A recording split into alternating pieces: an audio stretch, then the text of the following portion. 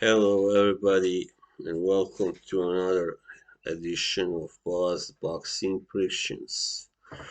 So, this upcoming weekend, we got one major fight, which is in the light welterweight division, and it's Josh Taylor, who's fighting Jack Catterall, actually. So, this is a very exciting matchup because Catterall is undefeated and he's got 26 wins and he's defeated a few really good, pretty good, decent fighters anyway. O'Hara Davis, for instance, and Tyrone McKenna and Tyrone Nurse and are his best wins. Well, we can throw in Martin Get into the list because even though he wasn't, really in his best days when he fought Carroll, he still was a noteworthy fighter. But Carroll is not usually a guy who stops his opponents. He's got only half of his wins are by knockout or TKO, and 13 of 26, right? And also he's shorter than significantly shorter than Taylor at 5'7", when Taylor is 5'10". So that might present a challenge, and especially for a guy who's not like offensive swarmer like Baranchik, for instance. He was also a lot shorter. Hey, he was also a lot shorter than Baranchik is also very short, but he was a swarmer. But still, that didn't help him in the end. But in the beginning, he had some success, yeah, in the first 5 rounds. So, but still, Carroll is a pretty good technical fighter. Pretty solid skills, good defense, I guess too. Yeah. So this will be a challenge for Taylor from that side of where he will be able to penetrate Catterall's defense well enough to either stop him or get a really decisive victory, score a knockdown or two. Yeah, yeah. Even in the fights that he didn't win by stoppage, he did score a knockdown in most of them, like against Ramirez last fight and Baranchik and Postal. Yeah. So Taylor is a very, very how do you say it? He's got many strengths and few weaknesses. That's right. So he's big for the division, very tall. He bounces back well after suffering a few bad rounds and taking some punishment, like against Baranchik, and Ramirez also actually, yeah. So he usually does maybe not take it all out, at once. Like usually takes it easy for the first 3 or 4 rounds, and that's a good thing because you don't want to get caught like that, get dropped, and then fighting hard for the rest of the fight too, Well, anyway, well, I think of course Taylor wins. I believe there's very little doubt. I mean, there's little chance that Catterall can win. I mean, he can, put up a really good fight, which I do expect. But this fight is in Glasgow. Enough said. He will have to win like 8 rounds or 9 at least to get the decision. Either way, and even if the fight is close, still I don't expect Catterall to be able to really outbox Taylor. So simply said, while Taylor on the other hand may not stop Catterall either, even though there is a possibility, but he knows that he will have a hard time, I guess, stopping him. But everything is possible, of course. I can see it happening, but I really wouldn't really, like predict that.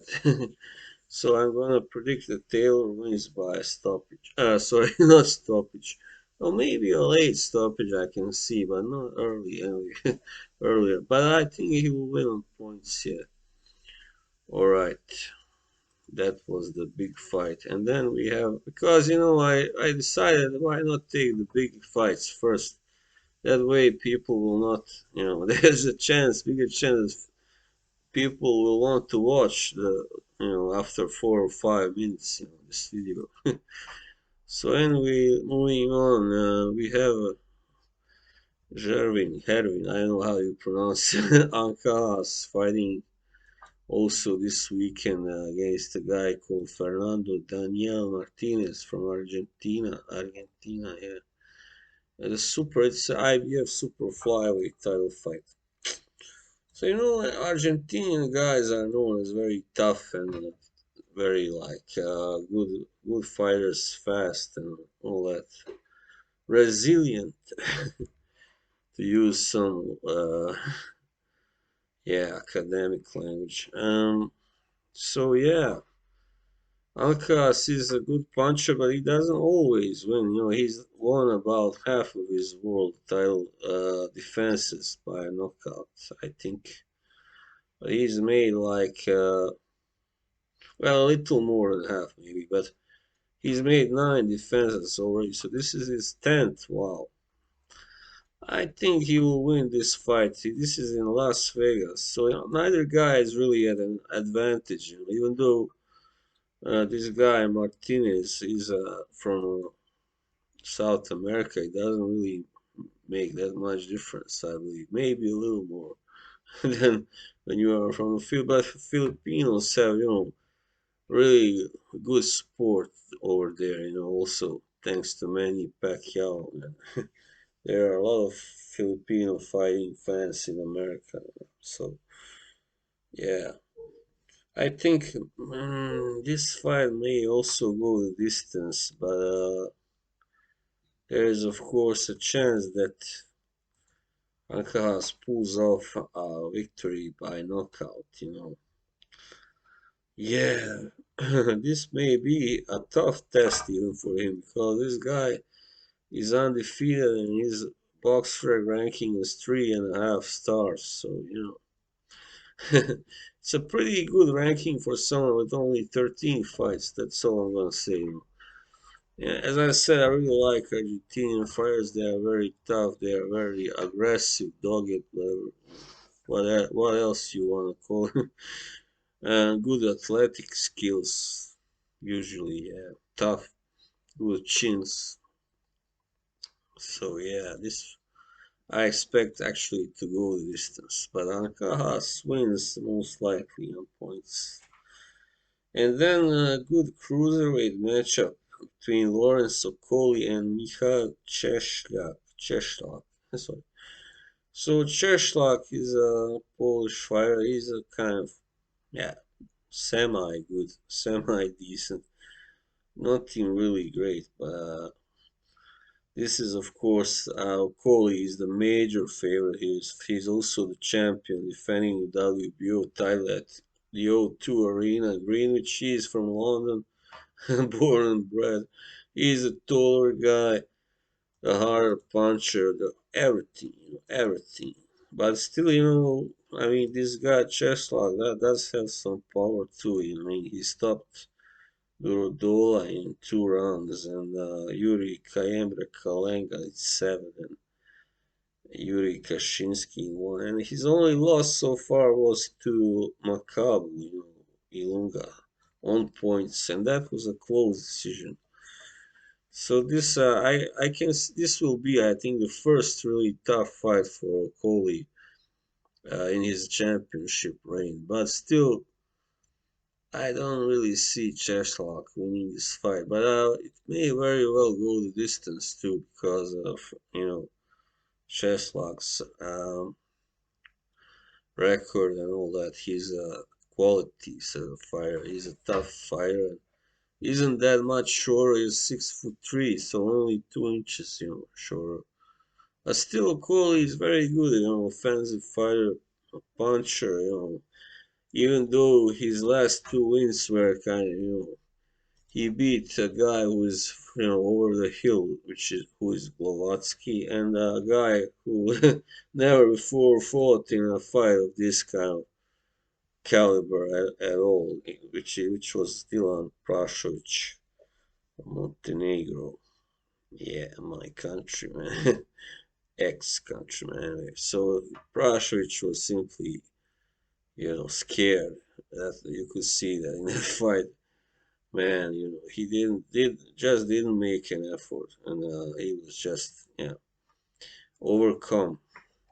But this guy Cheslock will, I think, even though he's 32, he will have a. I can see him having even a chance, but I mean, it's a slim chance that he can win. But still, he does hit hard also, so he's got a puncher's chance. But so does Okoli, of course. He's got 14 knockouts, 14 of 17. So, yeah, I mean, Okoli would be, of course, the most logical choice. Maybe even by a stoppage. I mean, it's possible.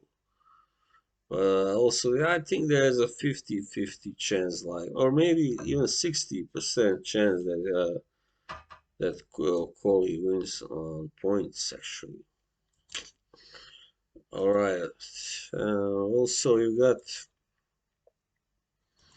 yeah, like Victor Postel is fighting, but I don't know why he's still fighting against Gary Antoine Russell, who is the brother of, I think, Gary Russell Jr., right? Yeah, younger brother. And Gary Antonio Russell, why?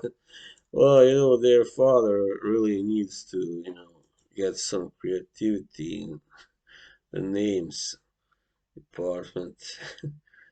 So, Gary Antoine is 14-0 and has all wins by a knockout. So he will be, I think, very likely the guy to retire Victor Postel, the guy who hasn't actually been stopped yet, but has had a few, really tough fights so far.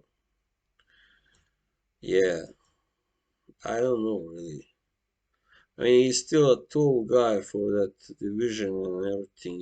He's a good boxer technically and all that, but how old is he now? I think he is 36, no, 38 actually. Wow. So yeah, I don't know really what he's still doing, what he's hoping to achieve. Yeah, I think this will be anyway a win for the younger man, Russell. Yes, there are a few other fights, but they are not really that important, so I'm not bothered. All right, I hope you kind of had some use of this video or liked listening to it.